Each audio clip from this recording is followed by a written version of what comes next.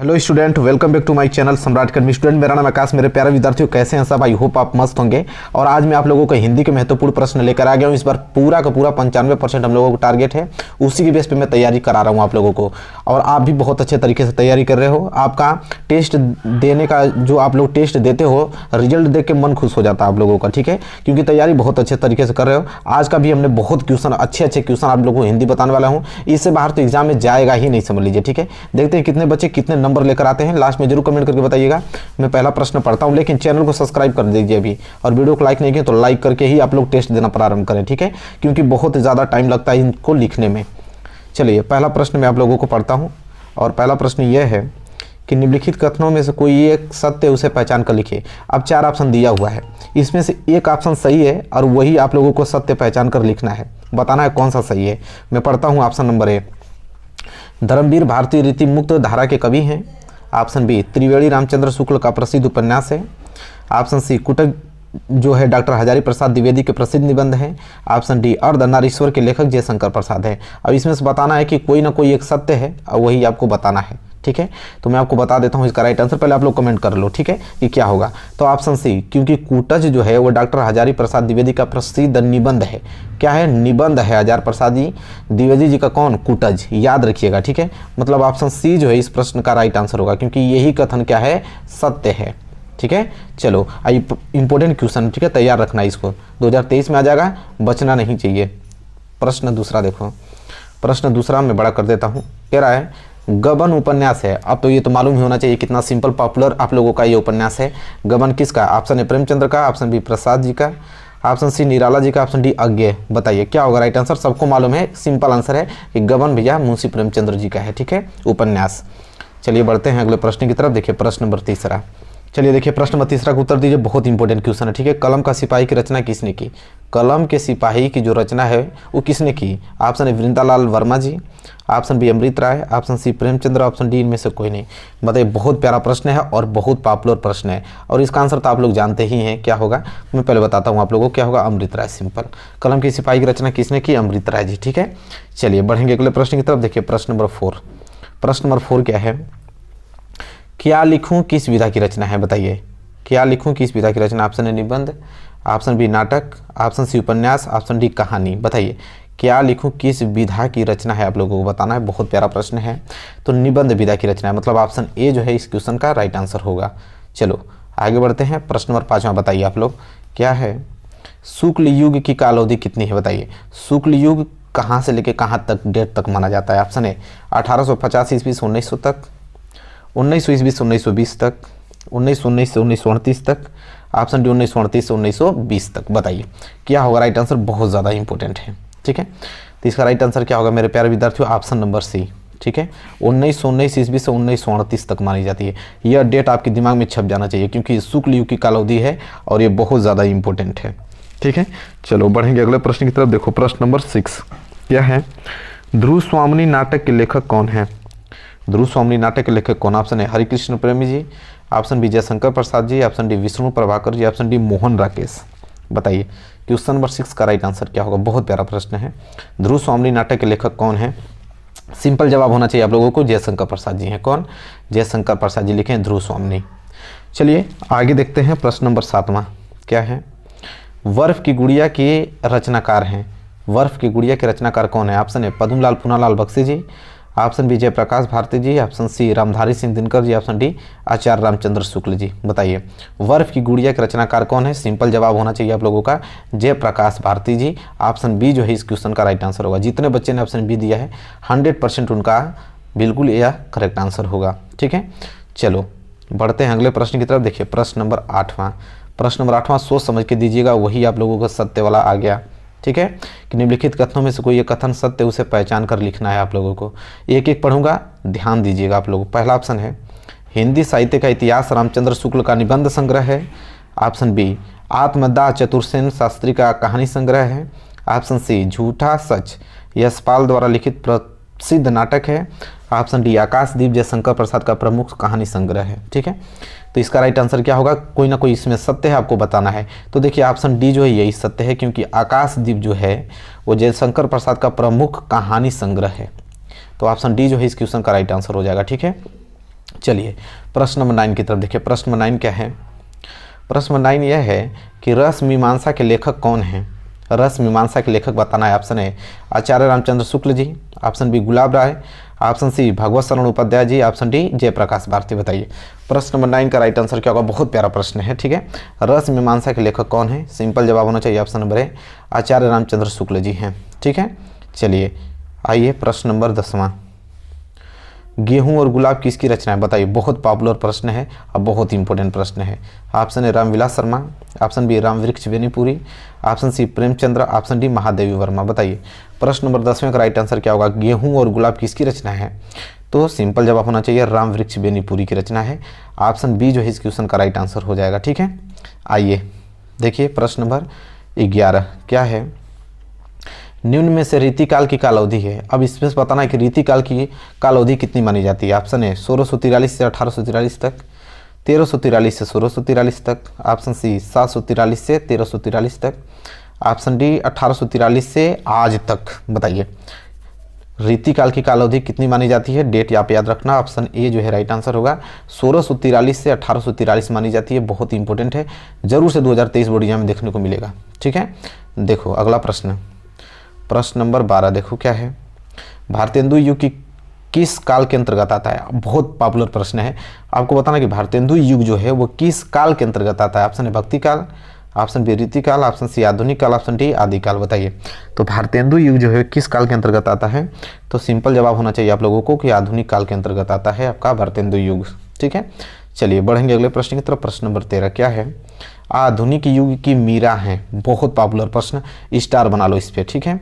आधुनिक युग की मीरा कौन है? मैं ऑप्शन पढ़ता हूँ, बताइए। महादेवी वर्मा जी, ऑप्शन बी सुभद्रा कुमारी चौहान जी, ऑप्शन सी सुमित्रा कुमारी सिन्हा जी, ऑप्शन डी इनमें से कोई नहीं। बताइए वेरी वेरी मोस्ट इंपॉर्टेंट है। तो आधुनिक युग की मीरा है हमारी माननीय महादेवी वर्मा जी, ठीक है। ऑप्शन ए जो है इस क्वेश्चन का राइट आंसर हो जाएगा। चलिए प्रश्न नंबर 14 कह रहा है कि छायावाद के कवि हैं। बताइए चारों ऑप्शन में से छायावाद के कवि कौन है? Option A Kunwar Narayan, option B Jaishankar Prasad ji, option D Agyeya, option D Makhanlal Chaturvedi. बहुत प्यारा प्रश्न है, बताइए क्या होगा राइट आंसर क्वेश्चन नंबर 40 का? वेरी वेरी मोस्ट इंपॉर्टेंट, ठीक है। तो देखिए छायावाद के कवि कौन है इसमें? तो जयशंकर प्रसाद जी। जयशंकर प्रसाद जी किस के कवि हैं? छायावाद के कवि हैं, छायावाद युग के, ठीक है। चलिए आइए अगले प्रश्न की तरफ बढ़ेंगे। देखिए मैं दिखाता हूँ आप लोगों को प्रश्न नंबर 15। बताइए बहुत प्यारा प्रश्न। अब यहाँ प्रयोगवादी कवि हैं, बताइए प्रयोगवादी कवि कौन है इसमें से? ऑप्शन है Mahadevi Verma ji, option B Sumitranand Pant ji, option सी निराला जी, ऑप्शन डी गिरजा कुमार माथुर। बहुत प्यारा प्रश्न है। तो प्रयोगवादी कवि कौन है? तो गिरजा कुमार माथुर। ऑप्शन डी जो है इस प्रश्न का राइट आंसर हो जाएगा, ठीक है। याद रखना है सारी चीज़ें, सारे क्वेश्चन इंपॉर्टेंट हैं और एक भी बाहर नहीं जाएगा अगर इतना आपने तैयार कर लिया तो, ठीक है। देखिए अगला प्रश्न, प्रश्न नंबर 16 क्या है? छायावाद, ठीक है। छायावाद की मुख्य विशेषता बताना आपको कि छायावाद की मुख्य विशेषताएं कौन है? ऑप्शन ए प्रकृति का मानवीकरण, ऑप्शन बी युद्ध का वर्णन, ऑप्शन सी यथार्थ चित्रण, ऑप्शन डी भक्ति की प्रधानता। तो देखिए छायावाद की मुख्य जो विशेषता है आपको बताना है इसमें से। तो छायावाद की मुख्य विशेषता होती है प्रकृति का मानवीकरण। ये जो है मुख्य विशेषता है छायावाद की, याद रखिएगा, ठीक है।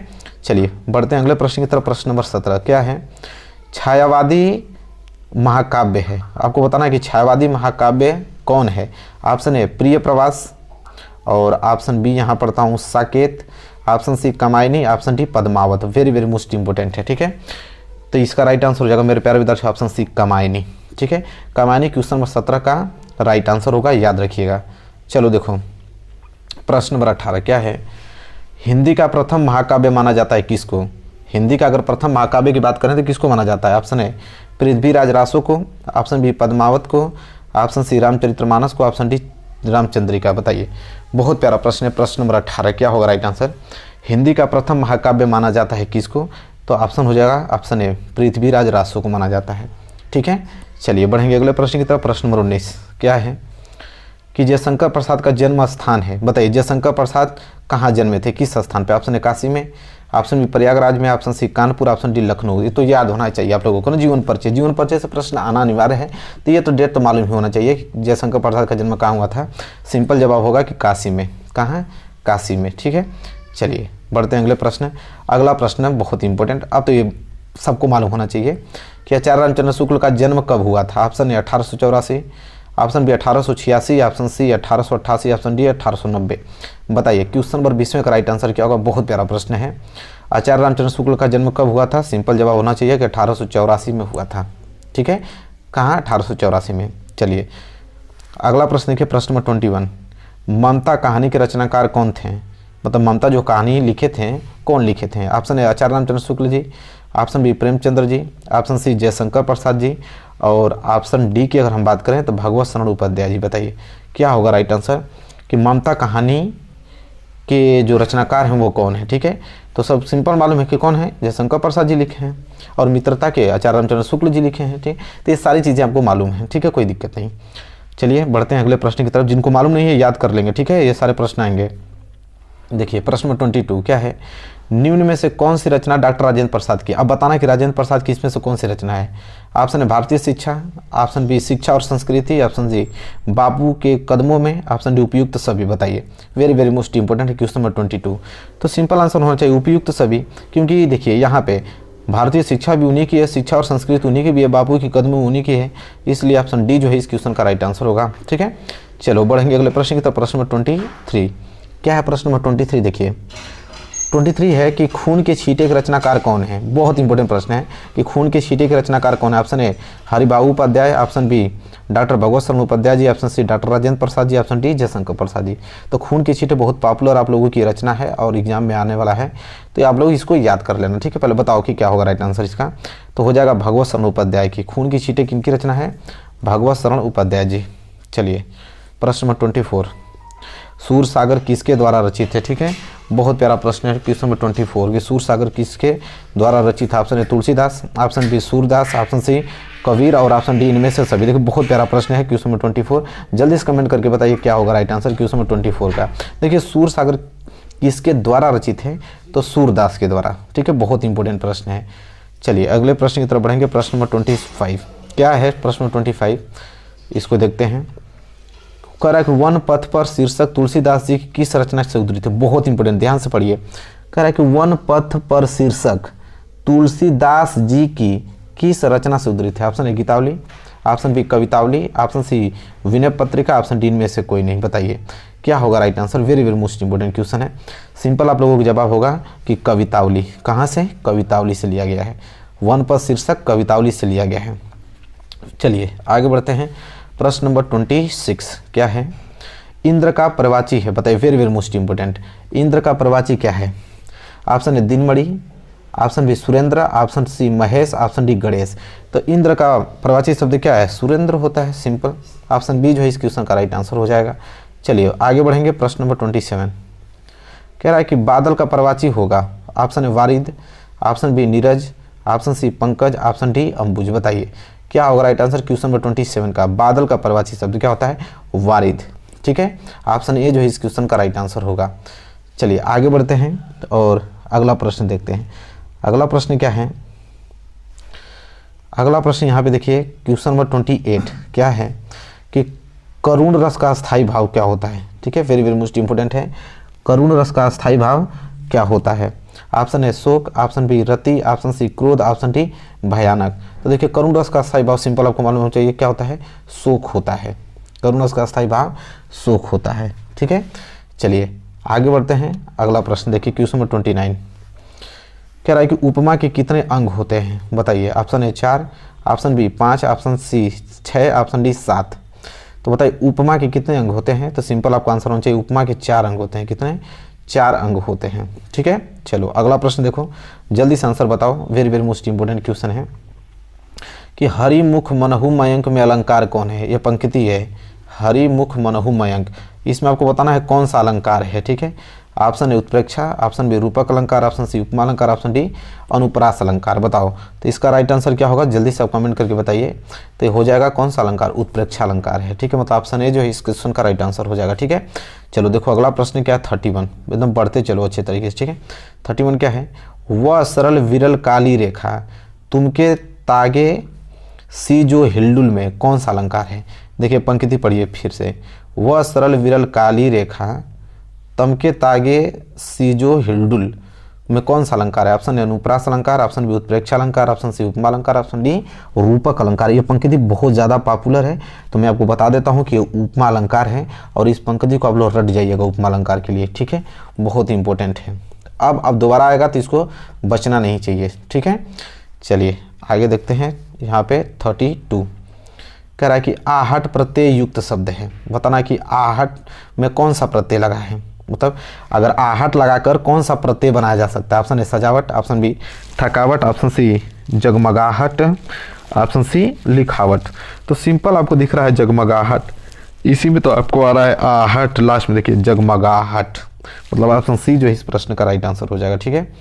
चलो देखो 33 चढ़ावा शब्द में प्रत्यय है। अब इसमें चढ़ावा शब्द में प्रत्यय कौन है? ऑप्शन ए आवा, ऑप्शन बी वा, ऑप्शन सी अ, ऑप्शन डी आ। देखिए चढ़ावा, तो चढ़ावा लास्ट में क्या आ रहा है? आवा, ठीक है। तो ये आवा जो है इस क्वेश्चन का राइट आंसर हो जाएगा।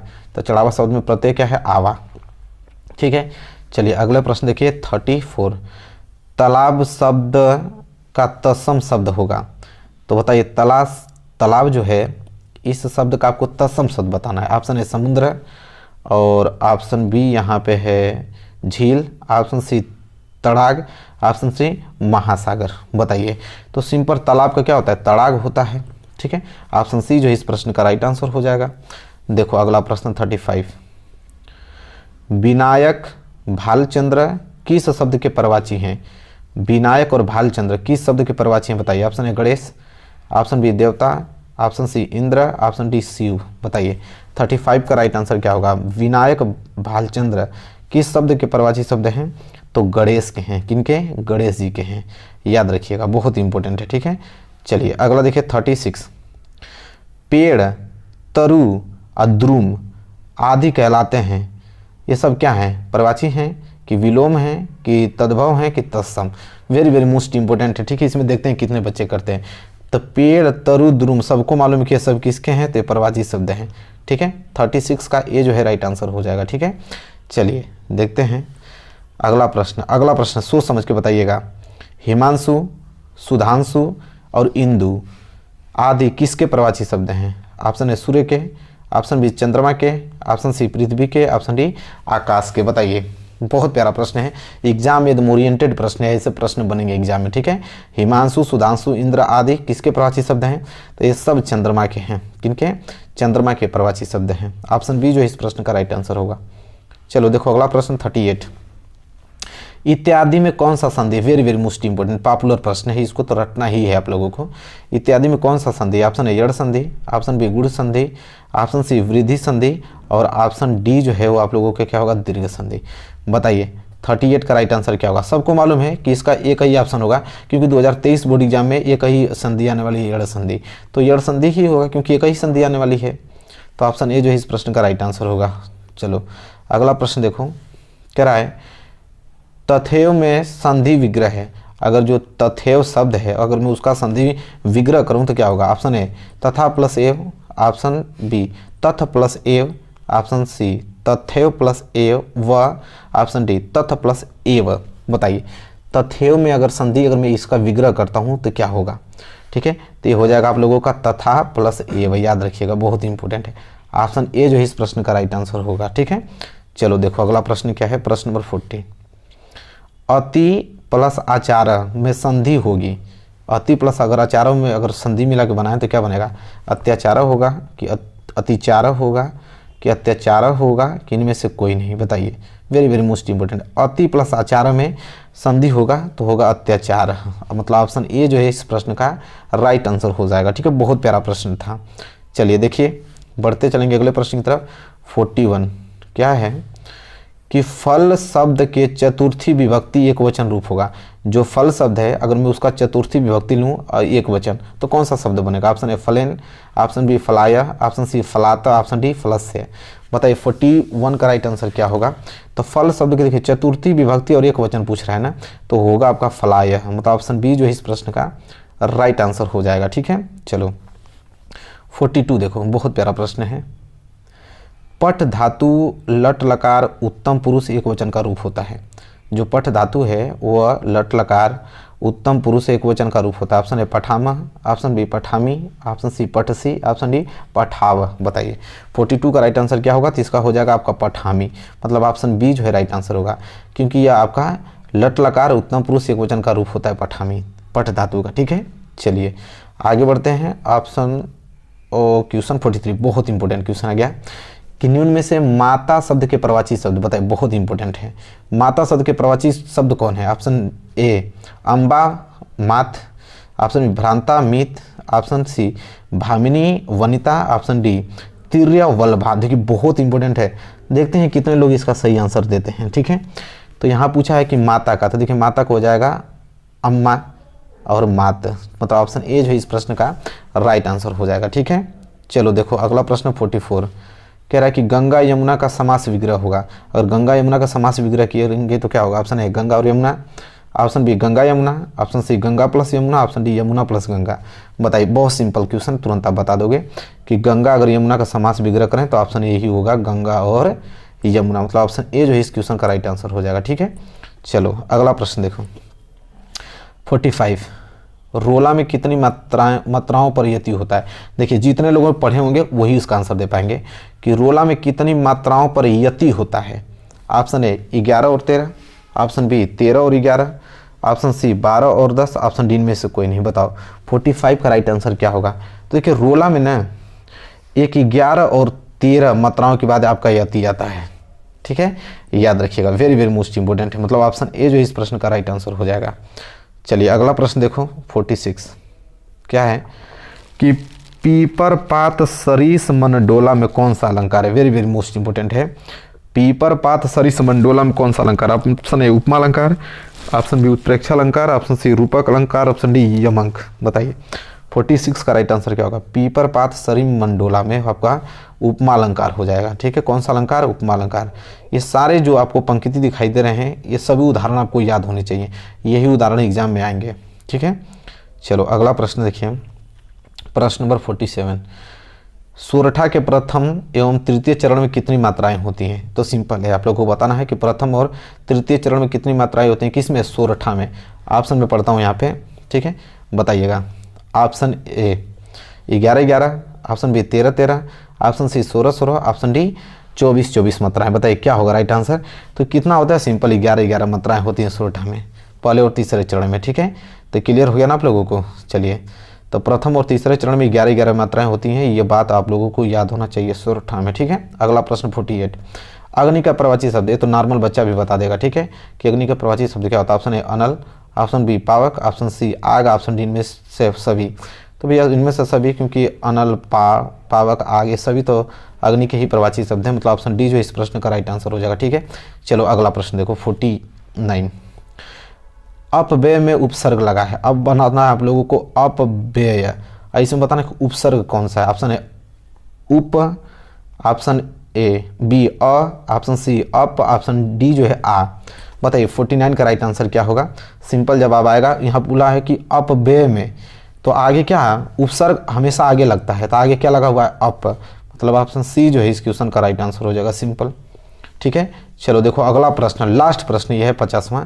बताओ कि गुरुवादेशों में कौन सी संधि है? गुरुवादेशों में कौन सी संधि? ऑप्शन ए गुण संधि, ऑप्शन बी यड़ संधि, ऑप्शन सी दीर्घ संधि और ऑप्शन डी वृद्धि संधि। बताओ क्या होगा? गुरुवादेशों में कौन सी संधि लगी है? सब सिंपल है आप लोगों को, यड़ संधि। ठीक है, ऑप्शन बी जो है इस प्रश्न का राइट आंसर हो जाएगा। तो आपने देखा 50 क्वेश्चन हमने कराया, ईमानदारी से बताइएगा कि 50 में से कितना क्वेश्चन आपने सही किया है। ठीक है, ईमानदारी, सबका कमेंट पढ़ूंगा मैं। और वीडियो को आप लोगों को जितना हो सके उतना शेयर करना है आप लोगों को, जितने बच्चे आप हमारे चैनल पे आप इकट्ठा कर लो, क्योंकि इस बार तैयारी एकदम 95% की हो रही है। ठीक है, और लाइक तो करना ही है आप लोगों को। तो चलिए मिलेंगे नेक्स्ट वीडियो में, तब तक के लिए धन्यवाद।